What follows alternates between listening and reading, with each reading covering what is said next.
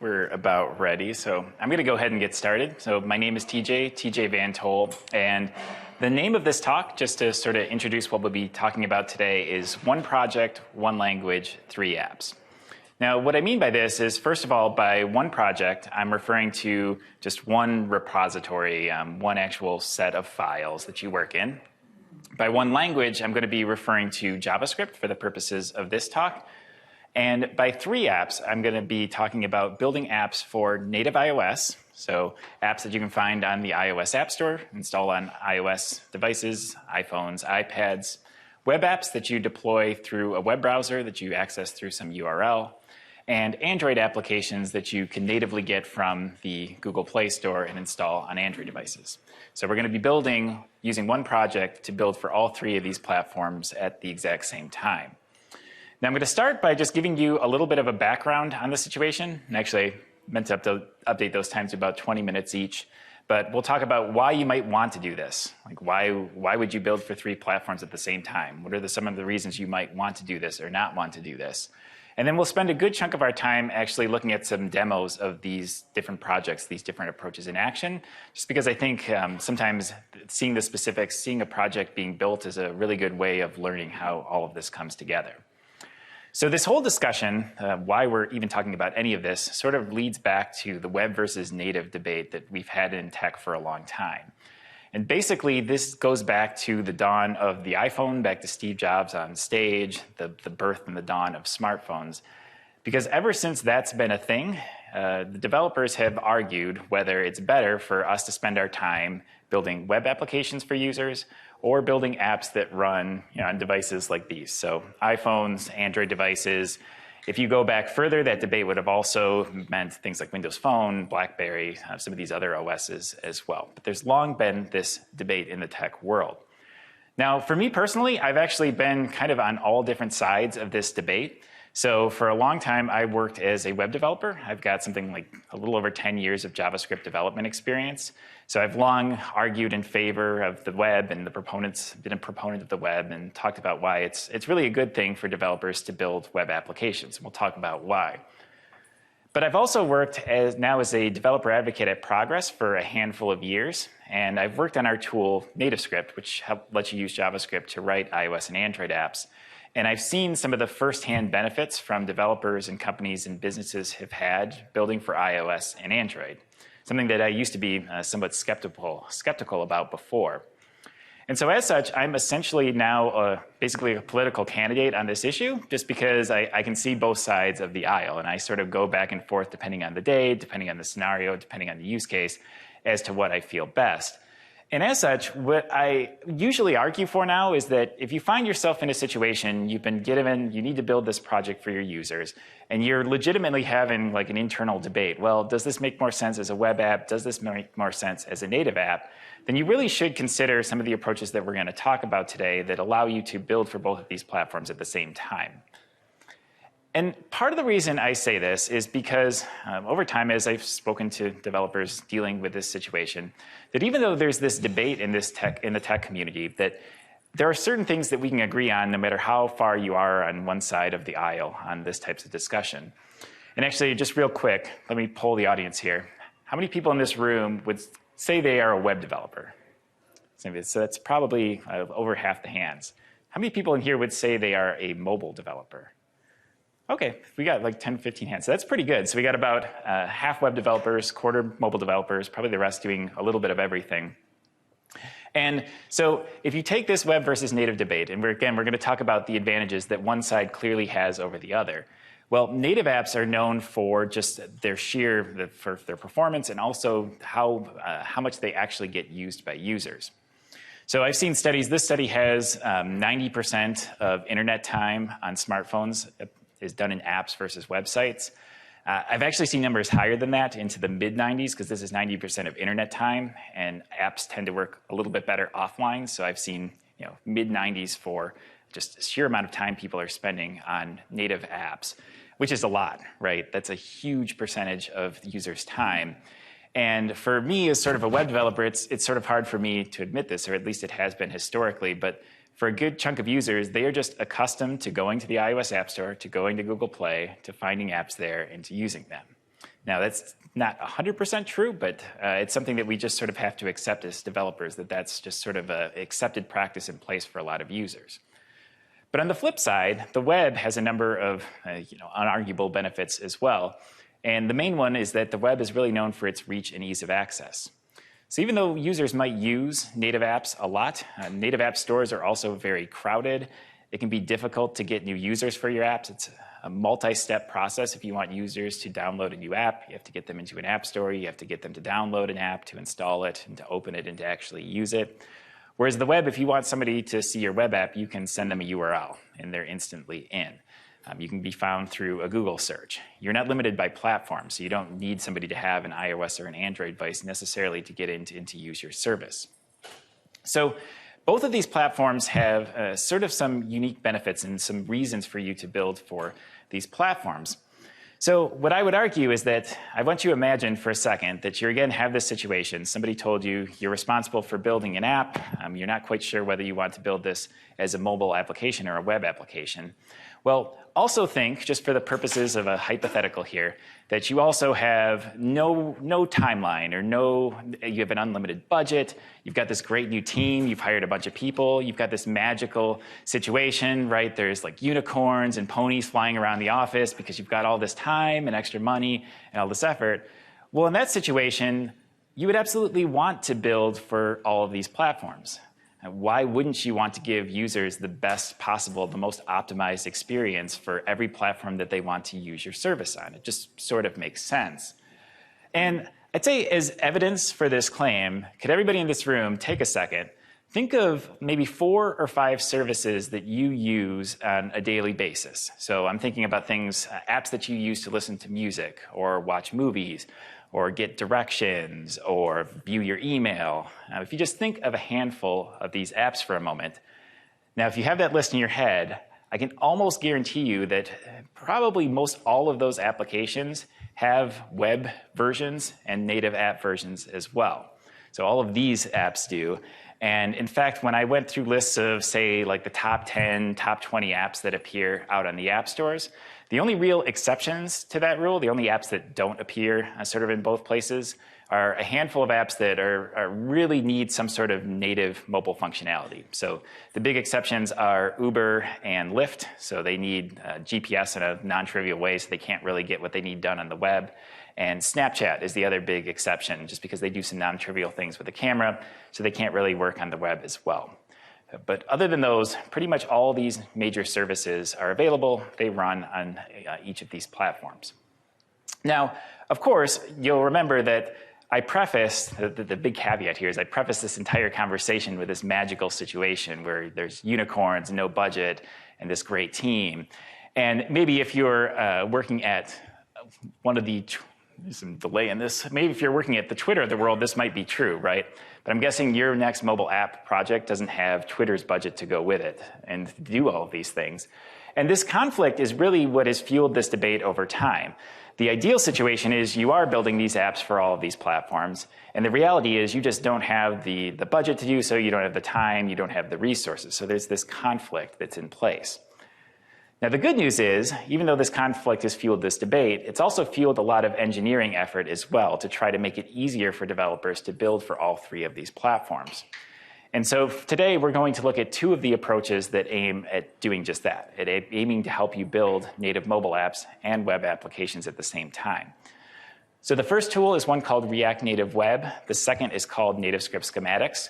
And before I dive into these, I just want to quickly gauge everyone here and just see how familiar some of you are with these approaches. So how many people are at least roughly familiar with React Native here, just by show of hands? So I got about 10 hands up or so. So same question, but this time, how many people are familiar with NativeScript, at least a little bit? All right, well, that's good to see. We got like a little over half the room.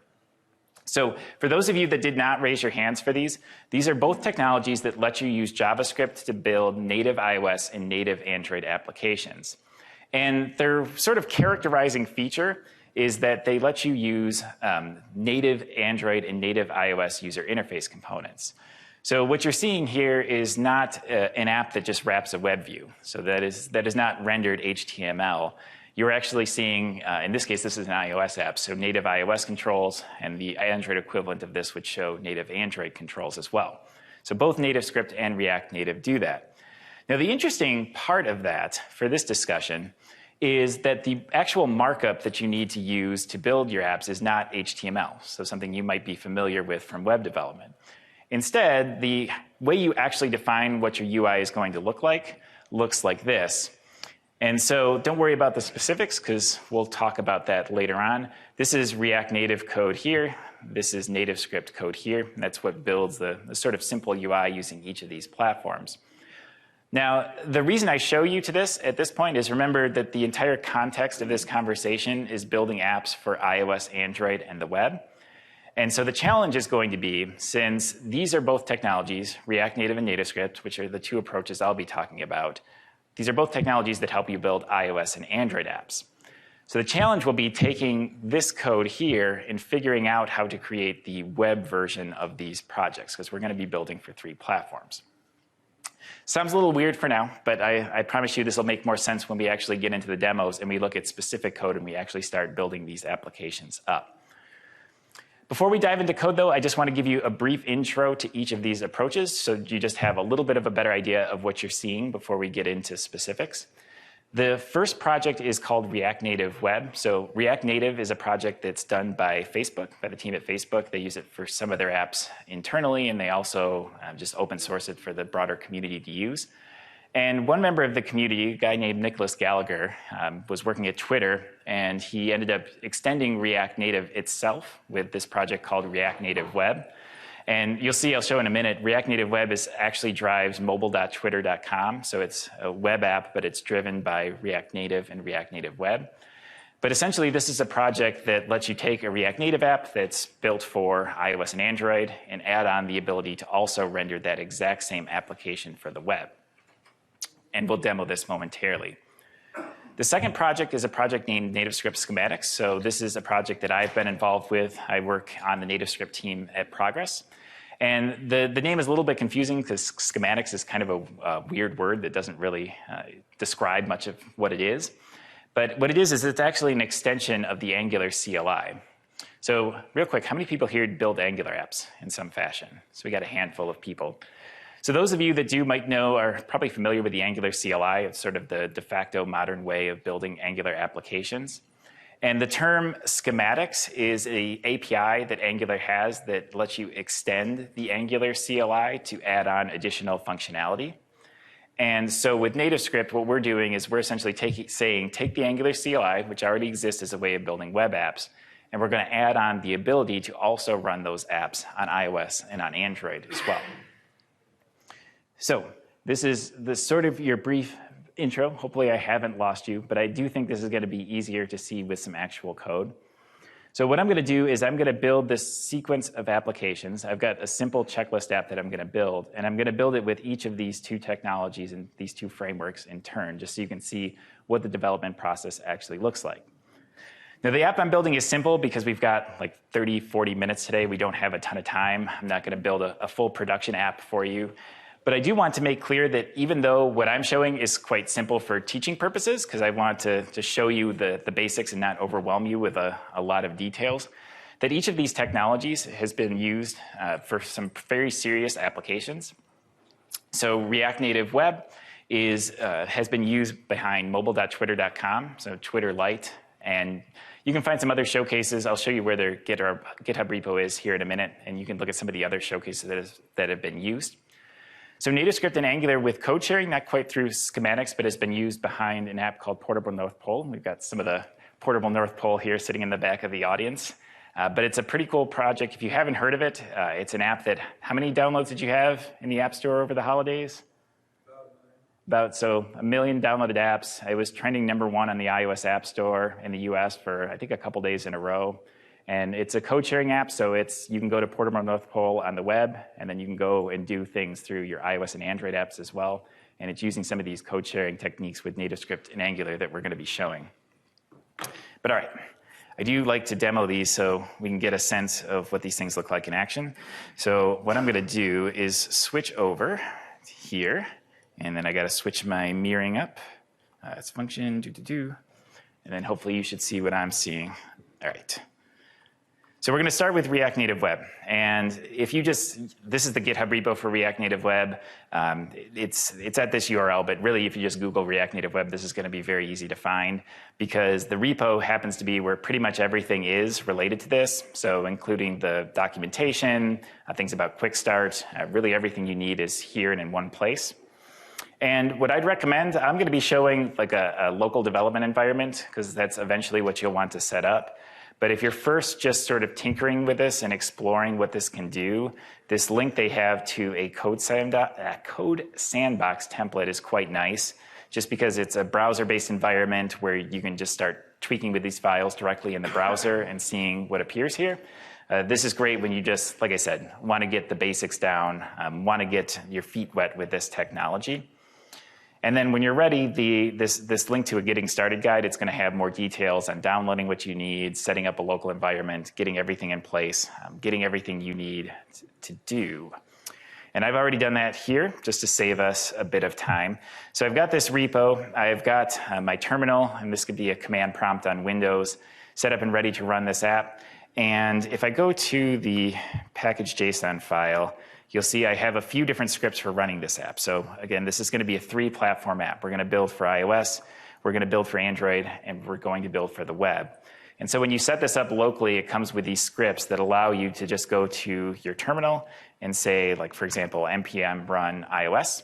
And this is going to fire up an iOS simulator because, again, this is going to be a native iOS app. It's going to use native iOS user interface components. And sometimes you hit this weird bug where you just need to run the thing twice. This is one of those have you ever hit one of those bugs where you go to Google it and you type in 3 characters and Google's like, I know exactly what you need. And you find like a GitHub issue that like the 6th comment down is like 3,000 thumbs up, and then you just do exactly what it says. There's one of these for this React Native bug, and all it tells you to do is to just run the thing again, and see, it works. We got hi over here on the screen. So I'm going to run this for iOS. I'm also going to run this on the web. I'll save Android for the moment just because we have a limited amount of screen real estate to show things. And this app is not super exciting. It says hi on both platforms. And I'm just plugging in my laptop because that would be bad. So we have hi. And let's go back to our editor so you can see how this hi came to be. All right. So this is the sort of hello world example with React Native Web. And if you're familiar with React, this is going to feel very familiar to you. If you are not familiar with React, don't really worry because that's not the point of this talk or what we're really going over. You can learn about that at some other point. The only part I want you to focus on for the moment is this chunk of code here, because this is going to be the markup that actually determines what you're viewing on the screen. And you'll note if I go to where these components come from, safe area view and text, they're coming from, if I scroll over, the React Native NPM package. So this is essentially React Native code. And that's how this iOS app is a thing, because React Native, and you'll see NativeScript does the same thing, it essentially has native iOS and Android implementations of each of the components that you write in here. So in this case, this text, I believe this is a UI label on iOS. I know that's what we use for NativeScript, and it's what's actually rendering that text out on the screen. But what's sort of interesting to me is actually how this web app comes to be, because you'll see that if you took this code verbatim and you toss that into Firefox or Google Chrome or whatever, it's not going to be happy with you, right? It's not going to know what to do with this. And so the real magic of what React Native Web is doing is it actually has code that parses these components, and instead of rendering them to iOS and Android, it's actually spitting out a functioning web app. And what I mean by that is a little more obvious if I actually view source on this. So I know this is small, so I'll crank it up in a minute. But you'll see that it actually outputs this sort of generated code, and it has sort of a mapping to what you type here to what it actually spits out here in the actual markup. Now this is obviously a bit verbose in terms of this, but the fact this is supposed to essentially be generated code, right? You're not necessarily even supposed to know that this is going on in generating this. So this is the simple hello world. I think this becomes a lot more exciting and easier to see the pattern when we start building things that are a little bit more complex. So I'm going to add some more code. I will do another code snippet. We'll add a scroll view. So these are React Native UI components. Scroll view is just a view that allows you to scroll. A list is just going to be a list of data. I'm going to add a way of rendering each individual list item, which I'll talk about here momentarily. And in theory, when this refreshes, if I didn't screw something up,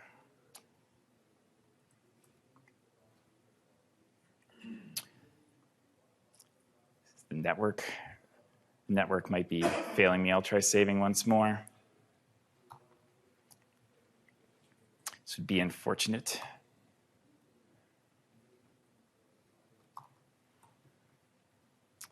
Networks is working. So we're supposed to be seeing some data, but oh, I forgot one snippet. Haha. All right, that would have been bad, so I'm glad I noticed that. So I need to actually get some data to render it. So I'm going to do a fetch, get some data, and display it on the screen, and there we go. Problem solved. So let me redo some clutter so I can explain what I just did.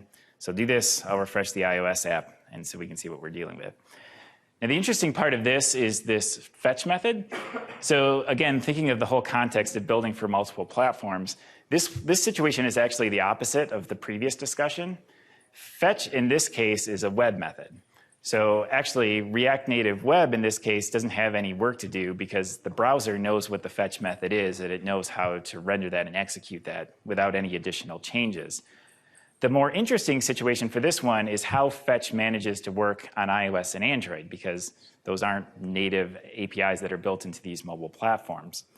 And the answer is both React Native and NativeScript have implementations of the fetch method that work on iOS or Android. And the reason that we do this in some of these frameworks is to enable this exact sort of code sharing situation. It gives you the ability to reuse things like NPM packages that might already be using fetch. For example, in NativeScript, because we have an implementation of fetch, the Angular HTTP service and Vue's HTTP service just sort of work with NativeScript out of the box because we have implementations of these APIs that make sure they work in an iOS context. But what's cool is that for you as an end user, you don't really have to even know or care about any of that. It means that you get to use a web API that you might already be using or that maybe a framework you're using happens to be using under the hood, and you just get to write your code once and get the ability to use it across multiple platforms. All right, so we've got our app, we've got our little Pokemon checklist app, but I want to add a little bit of code to change the visual appearance. So this doesn't quite look quite like the GIFs that I showed earlier. And to do that, I'll add a little bit of CSS so that I can discuss how that works in these sorts of projects. So I'll save this. You'll see our web app refresh, and then we'll do our iOS app as well. And you can see, too, that this is actually the flat list in React Native doesn't perform quite as well as the UI table view we use in NativeScript, but it's still a natively performing list that you get with the nice little momentum scrolling for iOS. All right, so we got our list. We've got it for the web and both for native apps. Now, CSS is another one of those situations that, in this case, the web has an easier job because CSS is a web concept. So we're not doing, or React Native Web, in this case, is not doing anything special to this CSS. It just gives the browser the CSS, the browser renders it, and it gets on its way. The more interesting part this time is how all of this stuff manages to work on iOS at all, because these are concepts, again, this is not a web browser you're seeing here. It's not a web view. This is actual native UI controls and native code. And so the way this works is that what both React Native and NativeScript have are ways of parsing the CSS that you write and applying the native equivalent of some of these properties. So for example, there are equivalents of things like when you type border color, for example, on an individual row, what React Native is going to do is under the hood find the appropriate UI component in this case iOS and apply the appropriate iOS APIs to change the bottom border color of these controls. Now what this means is, first of all, it's kind of cool. Like this is, every once in a while when I'm doing this, I like to take a step back and think how powerful some of these approaches are. Because keep in mind, the equivalent of what we're doing here this is going to be true with React Native or NativeScript. I mean, normally you'd have to go into Xcode to build this thing out, and then you'd have to go through and configure these properties. You'd have to use these APIs that you weren't familiar with. And we're still entirely in JavaScript at this point building this. And even though I'm rendering this just to iOS at the moment, I could also spit this up on Android, and I'd have the equivalent sort of native app with Android, something I'd normally have to go into Android Studio and use. So it's cool, but it doesn't mean it's without its limitations either. But because we have to essentially make this one-to-one mapping of web CSS properties and find the equivalent on native mobile platforms, that means you can't just take a web CSS file and sort of plop it in and expect it to work verbatim, because there are quite a few web CSS properties that just don't have a place in an iOS or Android layout system. Some of the big ones that come to mind is like Float. Float is just weird in the first place. There's a number of other web CSS properties that either would be too hard for us to make work in a native construct, or sometimes it'd be a prohibitive performance penalty too, to try to force something into iOS or Android that's really something that's best designed for the web. Now, the good news is that the big CSS properties that you'd expect to work. So things like height, width, margin, padding, things related to font and text. In this case, Flexbox with React Native and NativeScript both support Flexbox. So in terms of ordering your UI components, you can use a fairly familiar API for doing that as well. But as I said, there are exceptions to that rule, so you have to be at least a little bit careful if you want to try to share as much code as possible between these platforms. All right, so the last piece of functionality I'm going to add to this app is I want to give users a way of selecting items and also storing. Yeah, I don't have that function defined yet. Selecting items and then also remembering which items that the user selected. And so to do that, I'm going to add a little bit of more code. So I'm going to create a handler for what happens when the user actually selects an item from the list. And at this point, this is when I do this. Okay, at the moment, I do this, and the browser isn't going to remember my choices because I haven't actually done anything yet. Now, when you find yourself in a situation when you're building these multi-platform apps and you run into something like this, in this case, I want to save these changes locally, so I'm not going to send them out to some endpoint. This is just a quick little testing app, so I want to use something like local storage to actually store this. But of course, in mobile apps like this, there is no local storage. That's not a thing on native iOS and native Android. So you as a developer actually have some choices here. You could try to find an API that abstracts away those platform differences for you, or you could fork your code and get into something specific for each platform. So for example, I mean, remember, this is a native iOS app. You could store these choices in like iCloud, or you could use something like SQLite. These are all options that are available to you. So what I'm going to do is I'm going to come back to this app because we're going to do a brief run through of building a NativeScript app with these approaches. So I'm going to show you a little more advanced stuff when we do NativeScript. But for now, I just want to show you how oftentimes these platforms have some sort of convenience function for very common things. Like in this case, local data storage is a pretty common and well-used thing.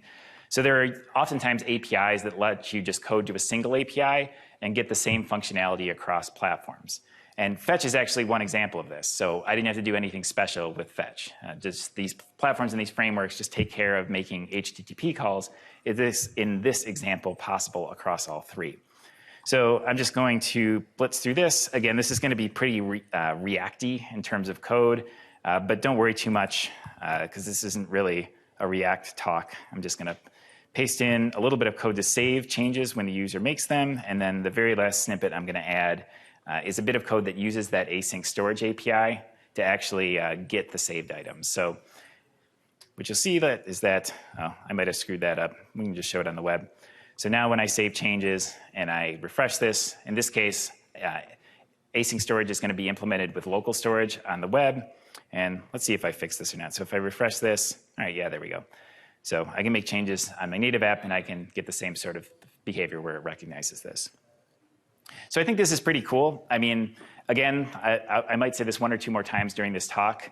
If you've been intimidated by iOS or Android development before any time in your career, which I know I personally have, I just think it's really cool that this is even possible, that you get the ability to build for iOS or Android. And I think this added ability to also spit out a web app using this approach just makes it especially appealing and something that I think you should really consider trying out. So I'll give some of these links at the end, but again, the React Native Web GitHub repo is sort of your best place to go if you want to learn more. The other thing I did want to point out is that there's this bit on multi-platform apps, and it has some specific code that you can use for things like forking your code. So let's say you did have some web CSS that you wanted to apply that you knew was going to break React Native. So you could do something like a platform check and say, okay, I know I'm on the web, so let me apply these additional styles that are going to be web only. So I have a safe place to add those while making sure that my native apps continue to function. But at the end of the day, you have an iOS app, you have an Android app, and you have a web app over here as well from that one single project.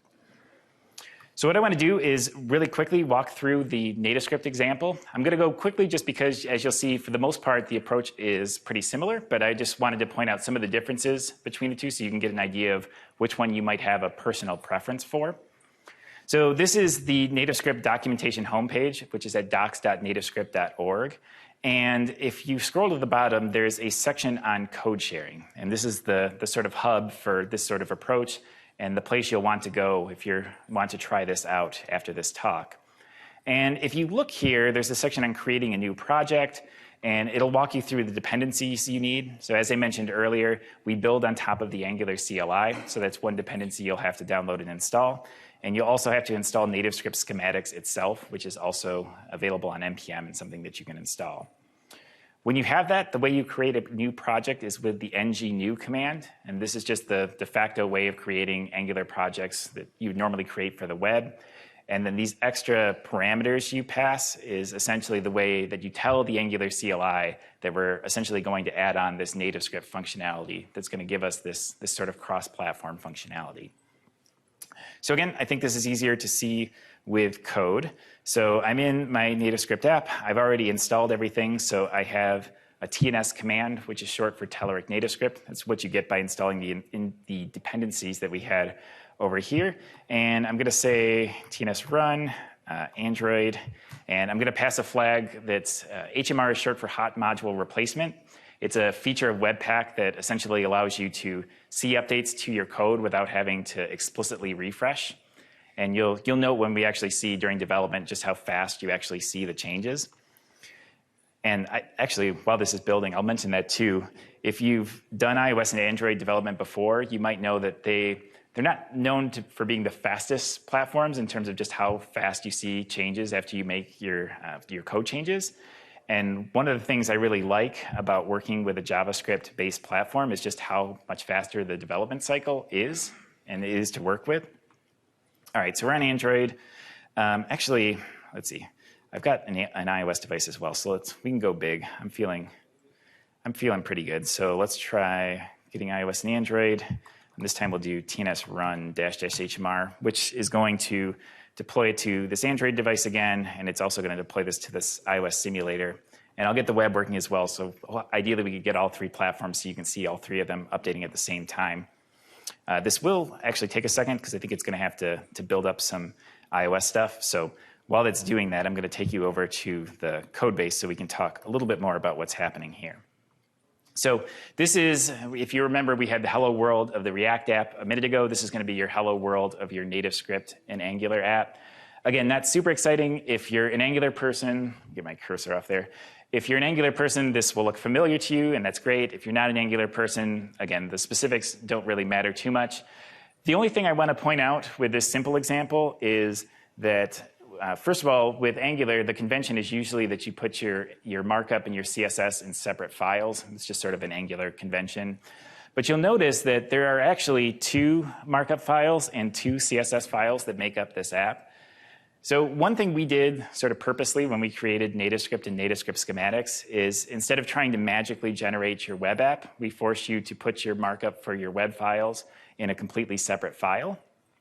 So you'll see that if I look in the TNS file, so TNS is essentially the NativeScript file, I have these UI controls that are, again, it's very specific to NativeScript. But if I look at the non-prefix version, in this version, I can just put my HTML for my web app exactly as if I was building this as a completely from scratch web app. So this is sort of a personal preference thing for what you prefer, what makes more sense for your project. So with React Native Web, your web app is getting generated for you. So the advantage there is that you have less code to write because that same markup you write for React Native just gets spit out on the web. Whereas with NativeScript, we require you to provide your markup once for your native apps and again for your web apps. So you have a little bit more code to write. But we think that also gives you a lot more flexibility and a lot more power over, just more control over exactly what you get rendered to each screen. And so let's see if this works. So we got iOS, we got Android. That means we need one more. We need the web. So to run this app on the web, I use ng-serve. This is just the default command that's built into Angular. This is if you just went to build a new Angular web app from scratch, the exact command that you would run.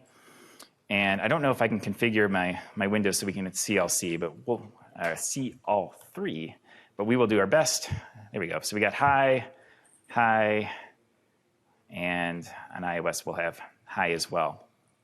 So we got 3 platforms. I have HMR enabled, so we should get a pretty fast refresh cycle. And I'm going to build up this part of the app kind of quickly because we don't have a ton of time, and also because the functionality is going to be exactly the same as the React one that I just built, so I don't want to dwell on this too much. Now in this case, I have an Angular service. This is an Angular app that's set up to retrieve this data.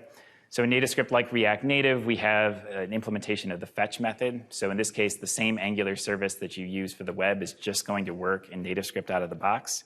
So you get to share quite a bit of code. And I'm going to use that service to retrieve some data.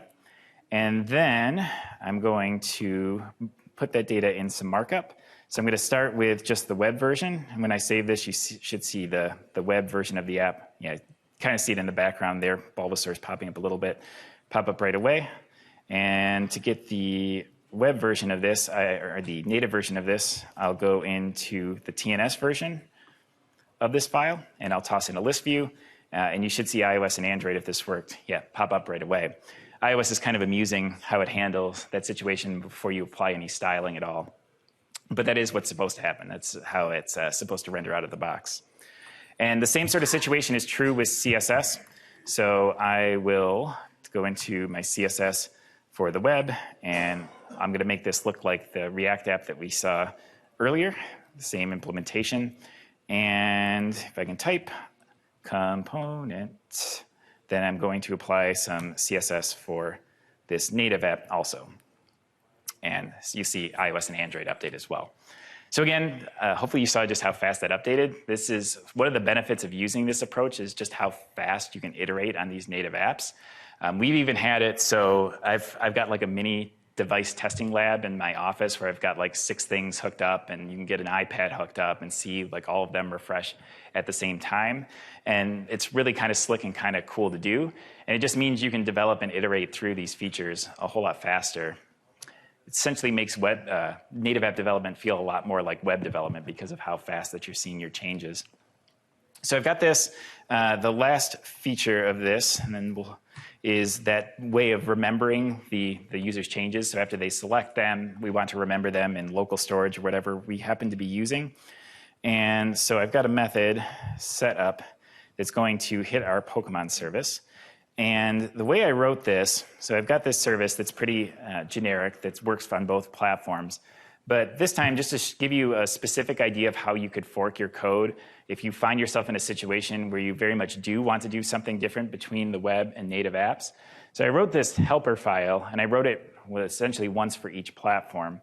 And for the web version in this helper, I just made this a lightweight wrapper around local storage. So it's got a read method that's just getting the items from local storage, a write items that's setting items into local storage.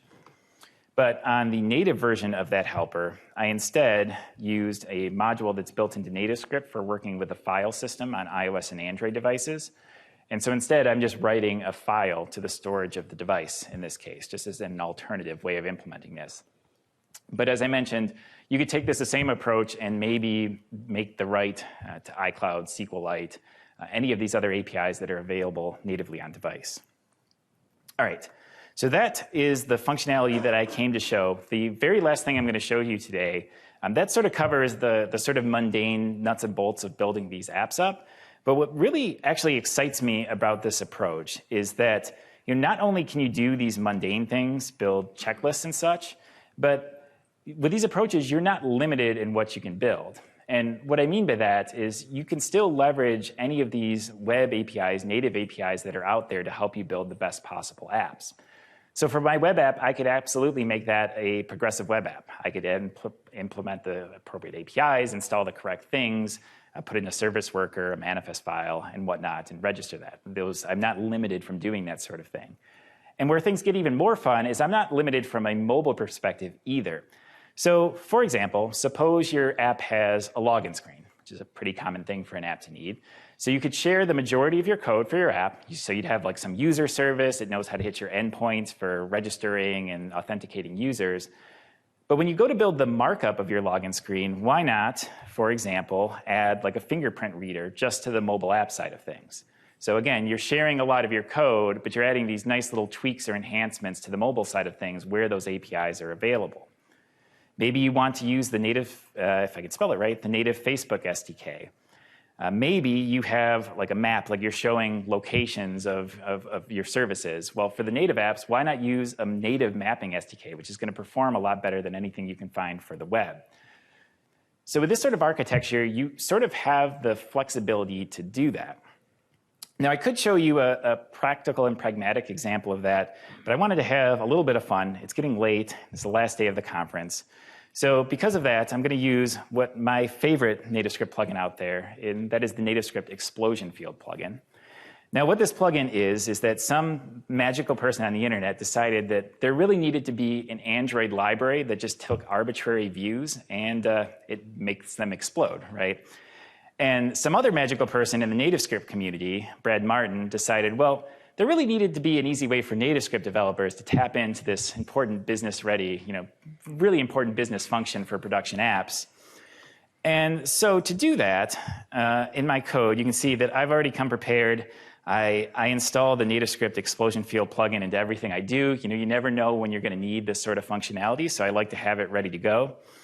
And what I'm going to do is say in my list component, right now when the user taps an item, I hit this database, or I hit my storage level, which is fine, but it's also kind of boring. So it'd be a lot more fun if I could use the NativeScript audio plugin. So again, this is a native app. I have access to the device's microphone, its speakers, all these things. I'm going to use the NativeScript audio plugin and then use the NativeScript Explosion plugin to actually animate some of these things. And so with my Android updates, there we go. Now when I tap an item, there we go.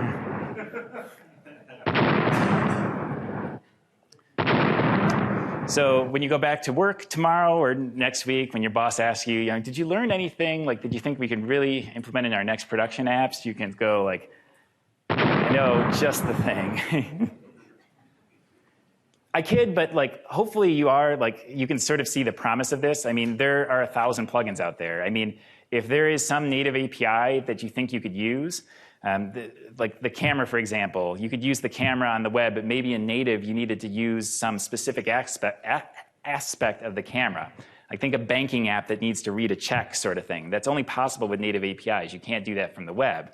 But your bank could still share a whole lot of the code and just enhance it with that little extra functionality that makes the mobile app just that much better. So a lot of this potential, market.nativescript.org is the place to go. And we're basically out of time, so I just want to leave you, holy PowerPoint, oh, there we go. That was a little weird. With a few last links and resources of things that you might be interested in. So I showed two different solutions. One was React Native Web. The URL is going to be hard to read, but like I said, if you just Google React Native Web, everything's in the GitHub repo, so it's going to be really easy for you to find. With NativeScript schematics, if you go to docs.nativescript.org, which is the NativeScript homepage, this code sharing link is where you want to be. It's going to take you through what I showed today. There's also a little tutorial on there that's going to walk you through building a few things. And the last thing I'll note is when I've talked about this topic before, people lots of times ask me, well, you showed two different approaches. Which one of these is actually better? Or which one should I use? And my answer to this is, obviously I have some biases. I'm a huge fan of, I'm on the NativeScript team. I think NativeScript is a great framework and a great way of doing this. But I'll mention that really a lot of this is framework preference. So if you are a person that maybe your company builds React apps or you have a lot of React experience, you're going to find React Native Web a lot more familiar just because it's using these APIs and these methodologies you already have. You might even be able to reuse a lot of your same code. And with NativeScript, the same is true with Angular. So if you're an Angular developer or you're used to that, you're going to find the learning curve a lot easier for getting into this solution and dealing with it. And I'll also mention that for those, any Vue developers in the room? No Vue developers in the room? Not a single person? All right, well, I was going to say that we have some NativeScript Vue code sharing stuff in the works coming soon, but yeah. So if you have any questions, I think we're out of time, so you can just come up and ask me. But other than that, thank you.